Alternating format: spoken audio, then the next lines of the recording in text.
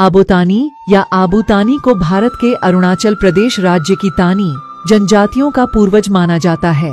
आबोटानी तिब्बत और अरुणाचल प्रदेश में स्थित हैं। चीन में आबोटानी जनजातियों को लोभा जातीय समूह के हिस्से के रूप में मान्यता प्राप्त है। अपातानी, नीशी आदि गालोस, तागिन और मिशिंग अबोतानिस की उपजन जाति हैं। वे डोनई पोलो धर्म का पालन करते हैं और चावल की खेती की तकनीक का श्रेय आबोटानी को देते हैं। एक बार आबोतानी भोजन की तलाश में जंगल में भटकता रहा। वह एक विवाह समारोह के दौरान ताकरताजी के स्थान पर गए, जहां एक मिथुन की बलि दी गई थी। आबोटानी की एक चाल के कारण ताकरताजी केवल एक जानवर की बलि दे सकते थे, जो अतिथि को वितरित करने के लिए कम था।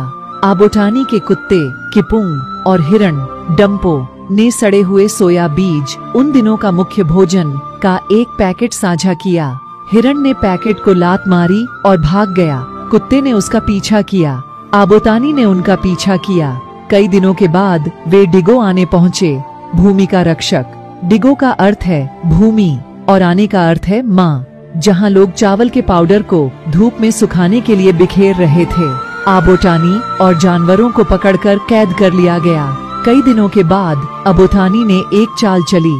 उसने अपनी बगल में एक मरा हुआ चूहा डाल दिया और ऐसा अभिनय किया मानो वह मर रहा हो।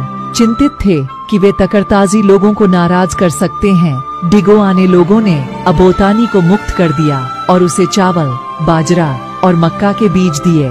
डिगो आने क्षेत्र की एक महिला ने उन्हें बताया कि चावल की खेती कैसे की जाती है। आबोटानी अपनी बुद्धिमान पत्नी एओडिलियांग डिब्यू की बदौलत चावल की खेती में सफल रहे। हालांकि उसने दूसरी महिला से शादी करने के लिए उसे तलाक दे दिया। नई पत्नी की आराम की चाहत ने उसकी संपत्ति को बदनाम कर दिया। जब आबोटानी को इस बात का एहसास हुआ तो उन्होंने दूसरी पत्नी को छोड़ दिया और अकेले ही खेती जारी रखी।